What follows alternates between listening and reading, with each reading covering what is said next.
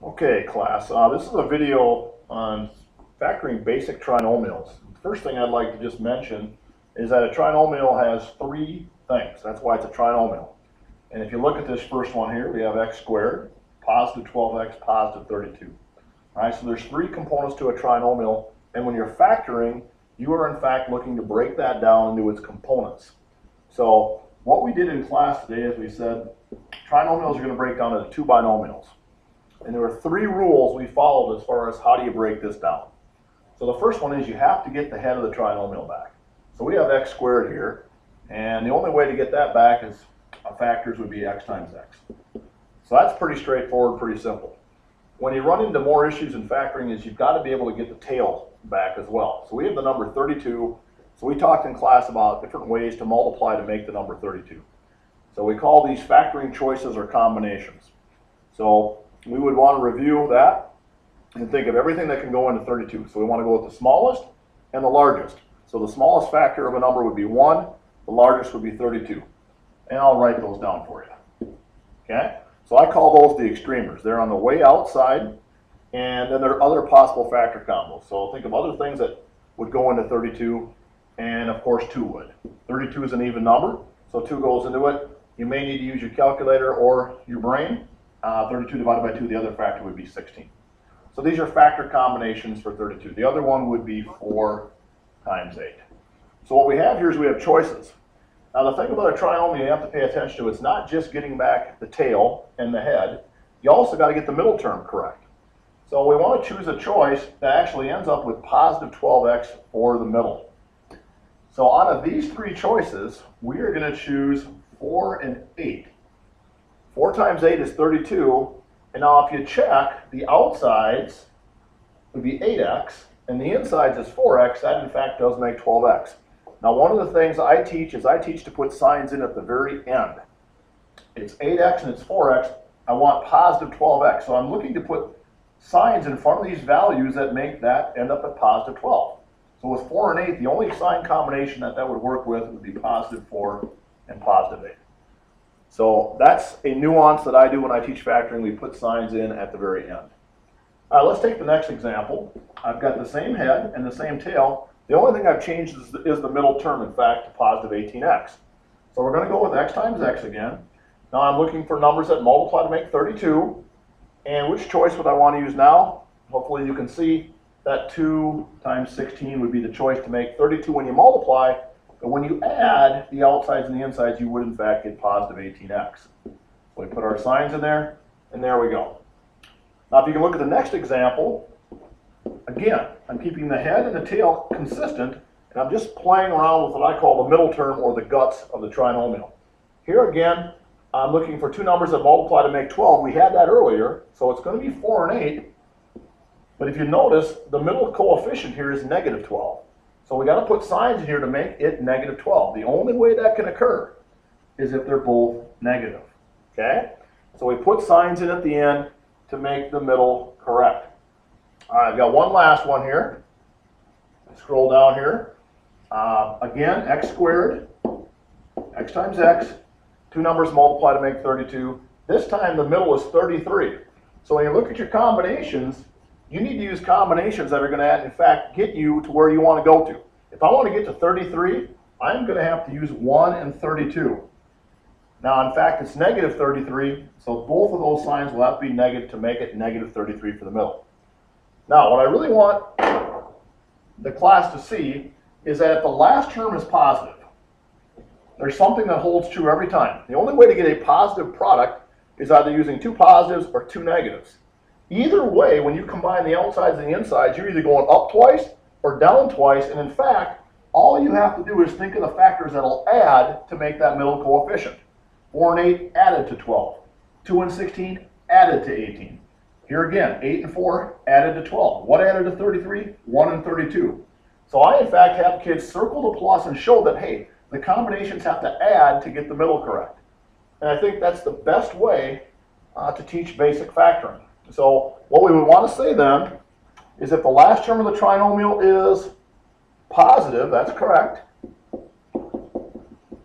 We simply do what to the factor combos? We simply add them to yield the middle. And then the only thing I would add to this, everybody, is put signs in at the end.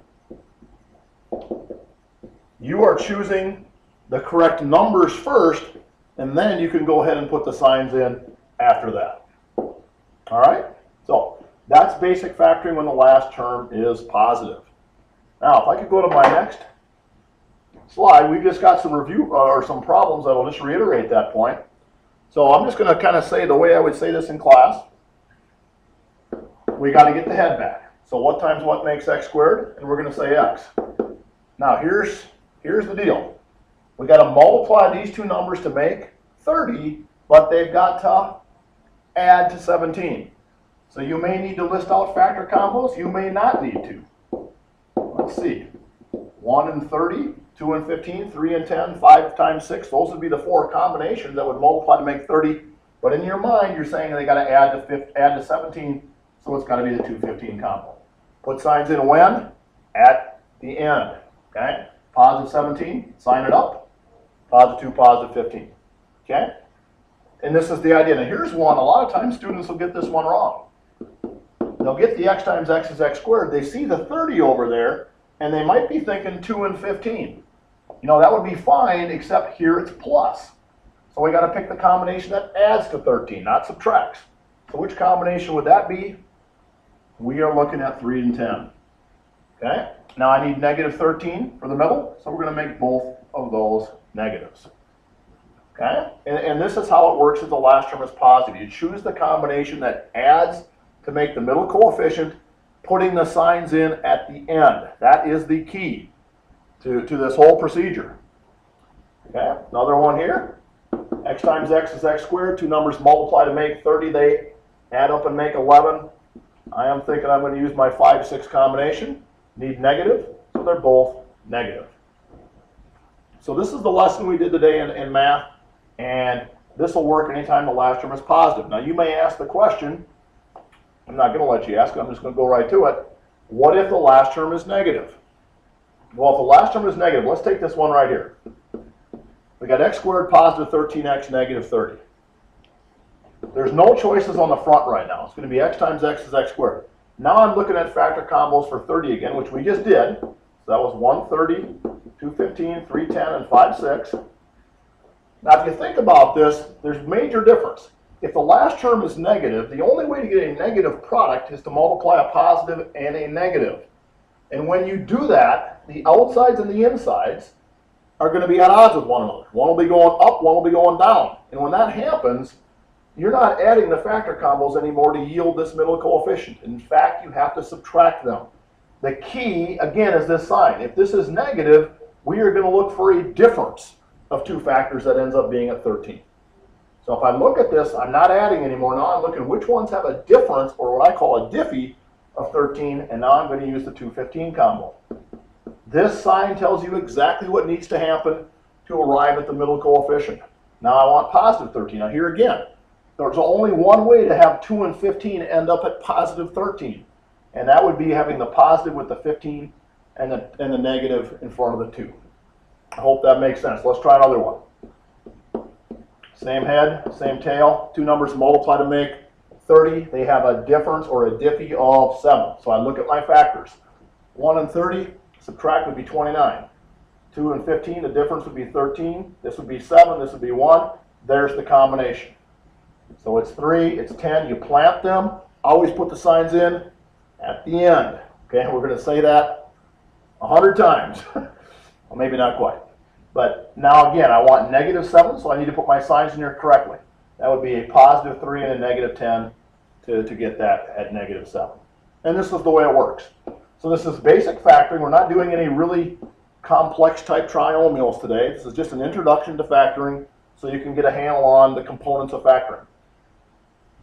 Two numbers multiply to make 30, and the difference or the diffie is 29.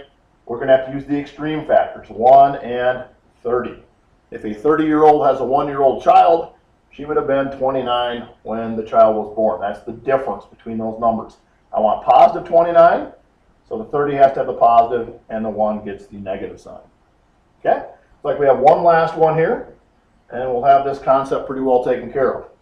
X times x makes x squared. Okay, it's negative again here, so I need two numbers to multiply to make 30, and they have a difference of, I don't see a coefficient here, but what number would that be? That would be a 1, so I want the difference of the values to be 1. Looking at my factor combos, that would need to be 5 and 6. They have a difference of 1. And the middle coefficient is -1, so in fact, which one would get the negative sign? I hope you'd say that the 6 would have to have that. -6 and +5 would in fact be -1. So just reviewing that concept then, if the last term of the trinomial is negative, we simply subtract the factor combos. I like to say find the difference. Find their difference to get the middle. Again, put signs in at the end.